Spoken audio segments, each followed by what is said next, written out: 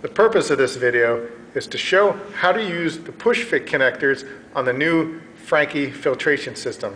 Now the push fit connectors make it easy for you to attach and detach the polytubing that comes with the new Franke filters.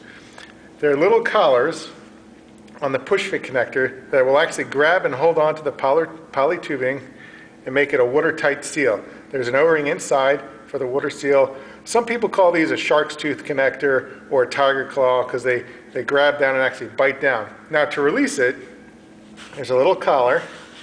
Just press in on the collar and pull the tube out. And to reinstall it, just push it in and it locks it in place. Now, over the course of many years, you might have to uninstall and reinstall this. You'll get a little wear. So we'll show you in another video how to take a razor blade, cut this off to make a clean, fresh area for the push fitting to grab onto.